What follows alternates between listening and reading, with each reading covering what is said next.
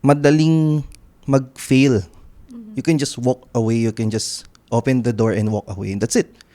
Pero yung determination and self-discipline na kaya ko to, na I will deliver the deliverables.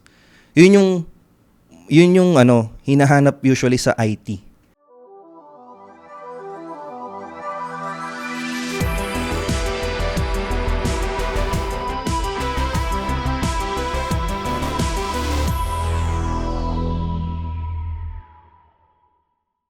Welcome to Kaka Computer, and this episode is brought to you by Agora Philippines. So this episode title is Starting an IT Business. What parts no one talks about or posts about in social media. Siguro to kick it off, no? Siguro I'll just give an idea of what kind of IT business you guys have an experience starting off with. Right? Kasi madaming IT business. May nakikita nga akong Canva templates na IT business. May iba dyan, VA agency. And actually, sobrang daming itong side hustles ang IT, no? Na nakikita ko for serious and side hustles. So just give a short background lang ano yung mga experience niya. No? So ako, I'm Rafi. Ang IT business na start ko before, na wala na, is nung after a few years after college, me and my friends, we made a dev house. Para siyang programming house. So, hindi kami creative agency, pero a lot of the creative agency, kami yung pinapa-develop. So, mas back-end kami. No? Back-end developer talaga in that sense. Sila bahala sa artisty things. Kami yung nagko-code sa likod, yung CMS noon and everything. So, yun yung background ko naman. Kayo? Go, Ma'am Grace. So, ako talaga yung mauna. So, hello. For me, I would say the best IT experience would be when I was taking care of education.ph. So, very IT talaga siya. But I think the difficulty also is wala akong tech background. In fact, that assignment was my very first time to be in the IT space. So, I was very much dependent with what our CTO and the rest of the tech team would be advising me with. Right. And from what I know, since kilala kita, Grace, but you also tried other IT, like mga IoT or camera to some extent, right? So, yes, explored that space. Mm-hmm. So, syempre, lalo na nung nag-boom yung AI, especially with the different gadgets, lalo na yung mga eyeglasses na may camera. I mean, Meta has launched their own also for that, and even Google.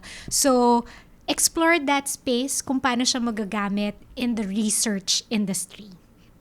Hanggang doon na lang siya nangyari. Sir? Sa akin, sa IT business namin, well, kami nag-startup noon, ako nag-startup. Then, actually, wala rin ako masyadong idea sa IT before. Like, self-taught lang talaga siya. And then, sabi ko sa, so, mahilig lang magkalikot ng gadget, parang ganun. And then, funny thing, kung bakit nag-umpisa yung IT business is, pumunta ako sa isang store, di ko na lang disclose kung saan store yun.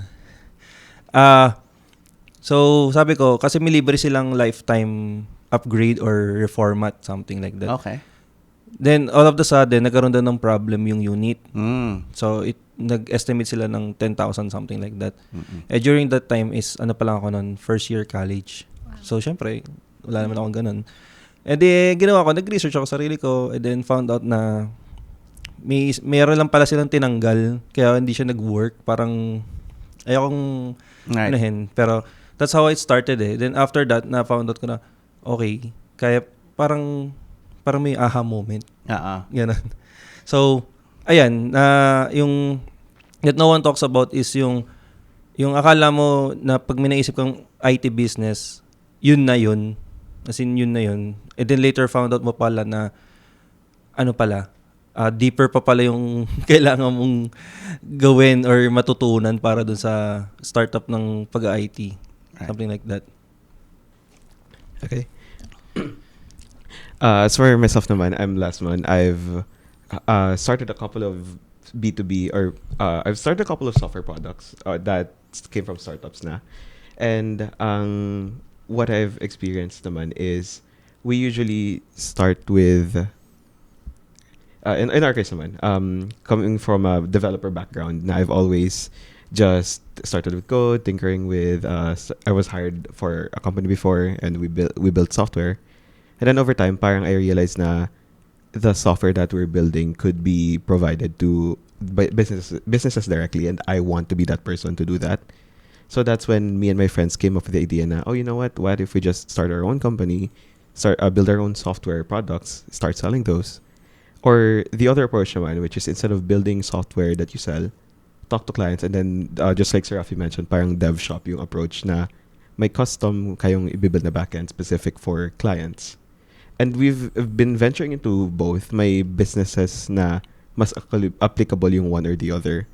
Personally, right now in the company that I'm running, we have businesses na or industries na we really want to capture kasi nakikita lang namin na locally the software to streamline that business, just like modernize it, doesn't exist yet. So that's where we draw inspiration na, oh, this industry is very outdated and we know a lot of software and we know software can help this. So we learned na yung businesses like these and these industries, there's a lot that actually exist if you're actually like deep into them.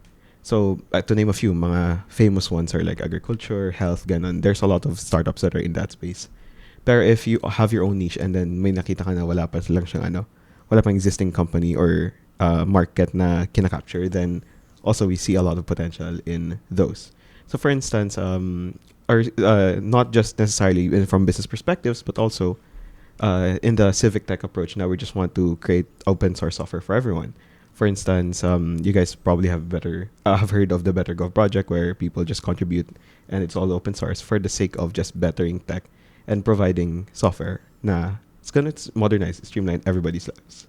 Yeah, so that's where all of my IT business experience come from. Just from the vision na there's a lot of benefits from having software, and it's our job to bring it to the people, bring it to the businesses, and just improve our community as a whole. Okay. So, interesting take for everyone, no? So, I see that we have different reasons for starting or being in, or at least in the early days of an IT business. In my case, it was more like friendship kasi yun nga, college friends. Well, let's see, fine, let's try it out. No harm while we're early and young, no?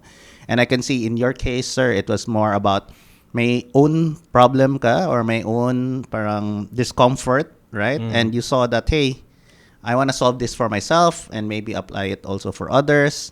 In your case naman, Grace, parang it was given to you, right? It was your first exposure to it, and then from there, parang, oy, very interesting, and I can see myself doing more IT products. And for you, last man, I didn't get that clear. Is it more like gusto mo maging businessman or for fun lang din ba? For friendship, ganun, or ano? It was I'd say napagdaanan ko lahat. That kind of led me to the decision. Right now, I'm running as a CEO of the company, but before I was acting CTO for the previous project that we were building. So parang in the short career that I've had, na go through ko na each one, and then parang going through the needs of what an IT business has. Yeah. So yung motivation mo itself is being, gusto mo talaga maging entrepreneur. Is that the motivation? Providing value. Providing value. The way I did that before was through tech. Now it's through from the business end of things, working with tech. Okay. Now, how about teams naman?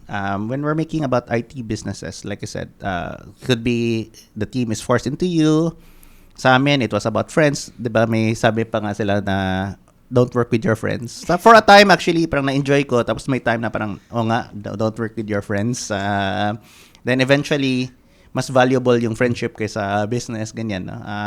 So yes, sir, especially you, diba? Since you're the founder, do you work with your friends or you prefer employees? Well, siguro on my experience itself is better if you want to keep your friends.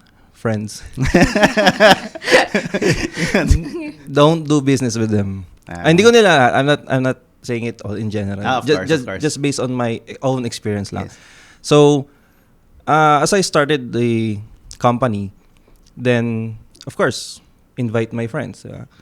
Hey, simula ako ganito. Sali or Sali as ka. customer? No, first some of them were my customers. Because it was pandemic eh. So, ayun. And then, for a while, I figured na there's no such thing as a one-man show sa business. So, I need people. Yes. And, diba, as a immature, isipin mo, I got friends. And those friends were like 7-10 years na. Yes, correct. Matagal na. Maybe since high school pa nga yung iba. Yeah. So I invited them, shared my vision, shared the mission, the values of the company as starting up. And then they were all like, yeah, okay, let's do this. Same path daw. Yeah, so on my experience, ayun. And then as tumagal, ayun na. Nagkaroon na yung naiiba na ulit yung ano nila, gusto nila sa company. So the problem was, iniisip nila na okay lang yan, kaibigan mo naman eh. Hindi yan magagalit. Kilala ko yun kasi okay lang sa kanya yan. Wag na tayong pumunta. Parang something like that. So ending, right now, at the present, if we become friends, we stick as friends. Pero if we become like business collaboration, I put it like that. It's a friendship with business. Kumbaga separated talaga. Wala na yung deep na nagwawalwal kayo, something like that before, di ba? Diba? Pag sinabi mo kasing 10 years friendship, nandoon na lahat ng experience eh. So, on myself, much better na to do business with new people or strangers. Something like that. Cool. That's interesting. True ba? Grace, parang sabi mo interesting eh. Dapat interesting ka eh. Yeah, I mean, interesting yung experience. Siguro sa akin, yung first experience, it's more of like a reverse. Like, because I met them dun na sa business. So, it became more of like business first and then became friends. But that's the better way to put it. Wag friends first before business. Business first okay, before so friends. mas maganda yung ganong sequence. But so yung experience ko, mas ganon. May difficulty minsan kasi syempre dahil magkaibigan na kayo, could you actually have arguments? So, pero dun ko na nakikita na alam mong magkaibigan kayo kasi kahit may conflict of thoughts kayo, after that meeting or that business conversation, alam mong magkaibigan pa rin kayo after. Yeah. So, baka nga mas maganda business muna than friends. Yeah, absolutely. Ako from my experience with building businesses with friends, kasi my co-founders right now in my business has been my friend for like way before I got into the industry. So we both started off juniors in the industry like 4 or 5 years ago. And then ever since, di ba, juniors pa lang kami, we can't obviously run a company yet. Pero friends na kami way before then. And then just growing up in the industry together, building our careers, na figure out namin na, given our level of friendship and we know how each other works, it's ideal na we can start a business. I'm fortunate to say na, in contrast to David's experience, because I know how my friends work, we both know how we work, and we know we can work together, aligned yung values namin, yung morals. Parang building a business with a friend even makes the friendship stronger. Kasi the most honest person who's probably going to be with you is your closest friends. And kung pareho kayo ng value alignment, especially in running a business, it's always same kind of direction. Maybe disagreements here and there on how to do things, but at the end of the day, aligned kayo kung saan patungo, and at worst, agree to disagree. But at the same time, you both are sure na pareho kayo ng direction, pareho kayo ng gustong puntahan. Possibly magkaiba ng approach, pero mahihear nyo each other out. And just having that foundation of trust and just knowing how the other person thinks. I've had a very lucky experience na hindi kami any trouble at all with running our business. Wala. Talagang aligned all the jobs get done. And Introducing Agora's conversational AI engine. Build and integrate your AI agent in minutes. Any model, any voice. Start building your voice AI agent for free today.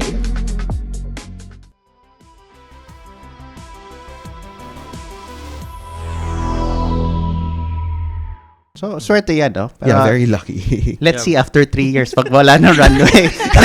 Baka hindi na kayo friends, no? Pag mamabutan, oy, Lesman, infuse naman ng capital. Sasabihin mo, oy, wala akong capital, ganyan, no? Let's see. Pero good luck naman, no? But speaking, siguro, towards the end of the episode, I mean, semi-last question, like I said, this is about starting. About kami, ako, I've experienced failure na, Grace failure. Not sure, sabi mo kanina, marami kang businesses. Sa'yo, hopefully, hindi pa ever mag-fail or, continuous naman. But ano yung mga failure reasons or ano yung mga masashare niya about the dark times naman of the starting an IT business or an IT business in general? Now, ako, I'll start at one point. I'm not sure if na-share ko na to sa podcast. At one point, collections about billing yan, di ba? Or wala masyadong projects. And I think normal naman sa isang founder or part ng company is that we always try to pay our employees first. To a point na kami mismo, mas mababa pa yung salary namin kaysa sa employee or wala na kaming and hindi naman ako lucky sa may backing ako from parents or what. Kailangan ko yung salary na yon, no? Hindi yun pwede wala sa akin din. Especially in the early days. So, yun, I think doon nagsimula yung masyadong yung friendship and mahirap na, no, kasi kailangan na talaga ng capital and everything. And then you see. So, yun yung sa akin siguro na one talks about, like yung finances mo. Good on good times, but very bad on very bad times na. And you really have to, kung savings sa tao, employee, sabi nila, have 6 months savings. A lot of businesses don't have that. Nakita yan natin sa pandemic na nung nag-slow down yung sales nila, a lot of companies had closed because wala silang 6 months of savings. Wala yung concept na yun sa business, no? So yun, I think yan yung one of the harder things, financials of a business din. Nagfe-fail to some extent. Kayo, may stories kayo like that? Sige. So, ang hirap ng tanong at the same time. Okay. Well, first, I wouldn't say it's a failure. I would say it fell. Pero pwedeng tumayo kasi ulit. So, because for me, pag sinabi mong failure, you've already accepted that was the end. So, for me, the biggest experience, yung mahirap, totoong mahirap na mahirap talaga siya. So, and that's the experience really in the startup world. And I wouldn't say na it's unique to startup world. I think every entrepreneur, every business owner is going through that. May sakripisyo talagang dapat gawin. It's a matter of what's the sacrifice and what's your plan para you could go through that difficulty and do something better again.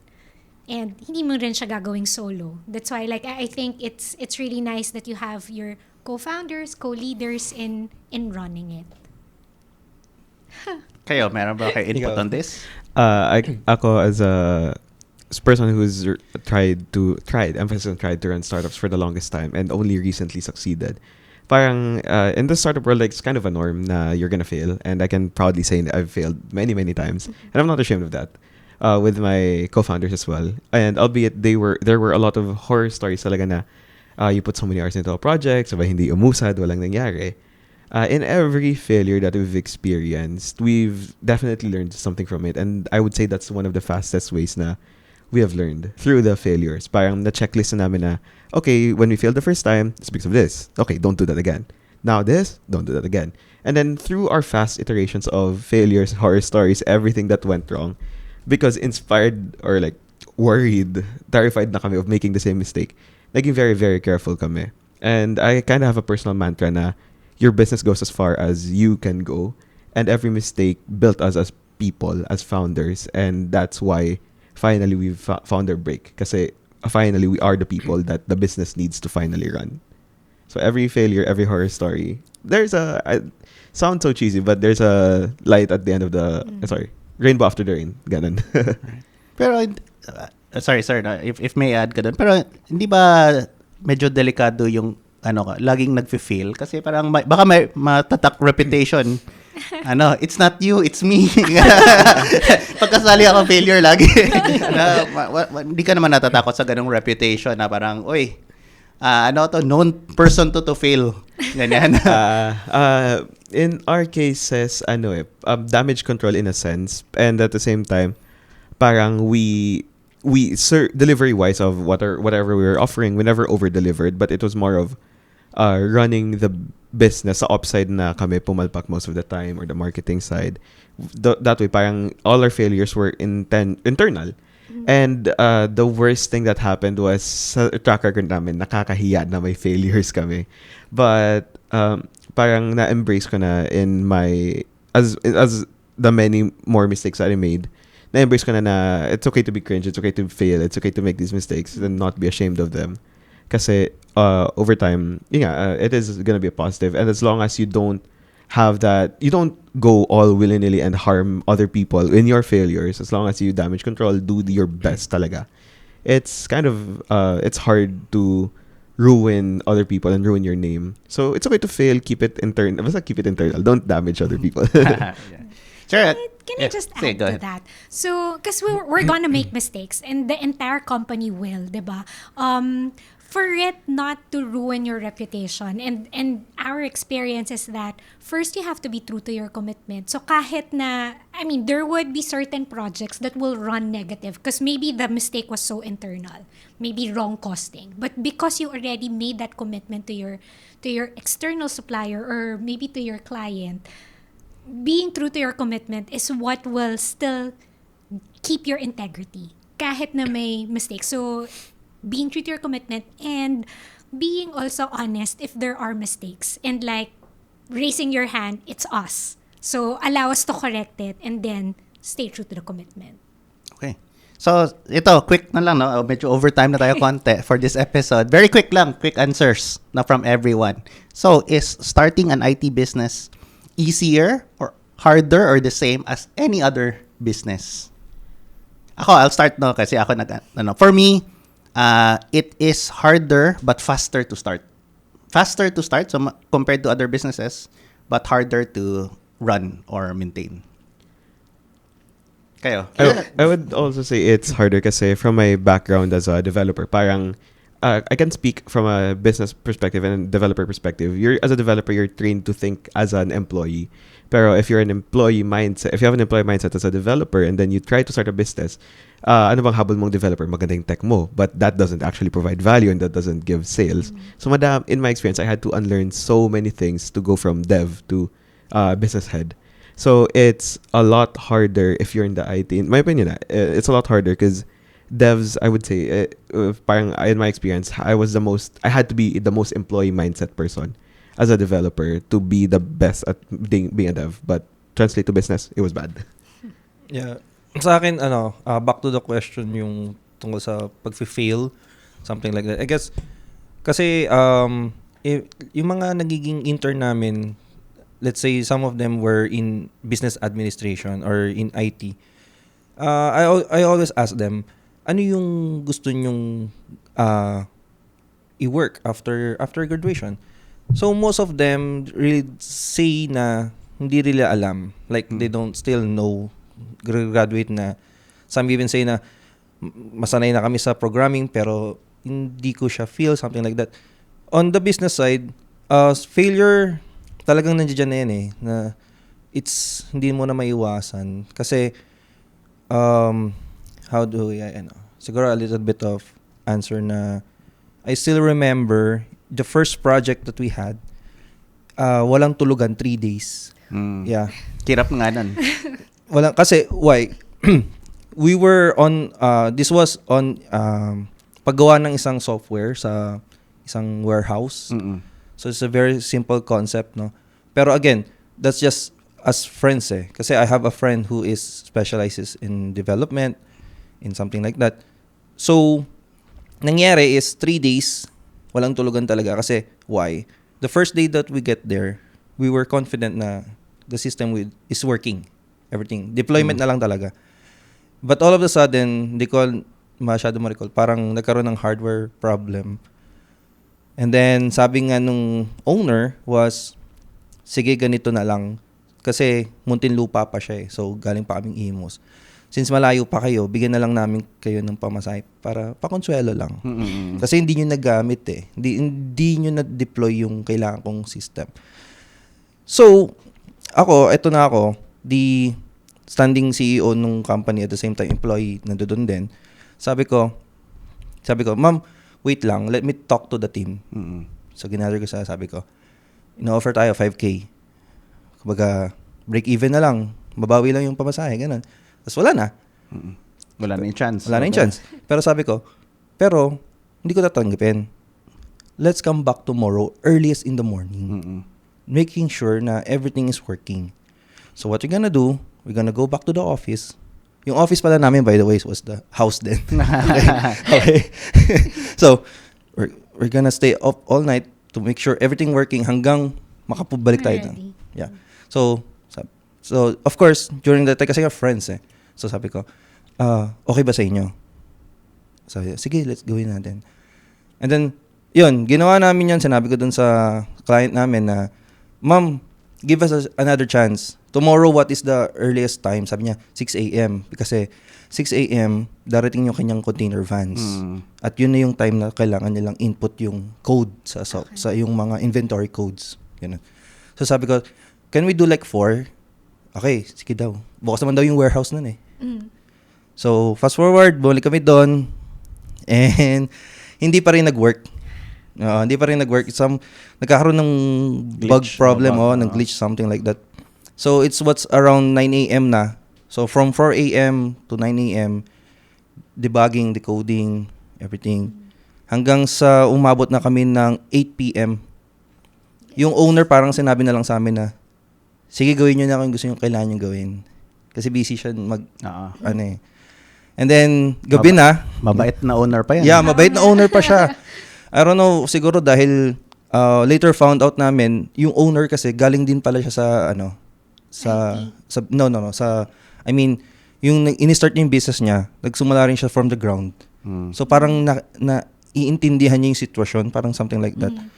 So, ayun, natapos kami ng 1 a.m. to implement everything. And nung tinesting na niya, natuwa na siya, okay na sa kanya. Ayun, naging ano. So, one of the unforgettable moment yun, starting a business. Kasi that was the first project deal talaga. So, ngayon, 5 years later, sabi ko nga sa mga team member namin, na lagi ko sinishare yung story na yun. Because, it brings enlightenment and encouragement sa mga aspiring developers and IT na madaling mag-fail. You can just walk away, you can just open the door and walk away, and that's it. Pero yung determination and self-discipline na kaya ko to, na I will deliver the deliverables. Yun yung hinahanap usually sa IT. Diba? So, yun yung masishare ko about the failing stuff. Yeah. And mahirap. Yeah.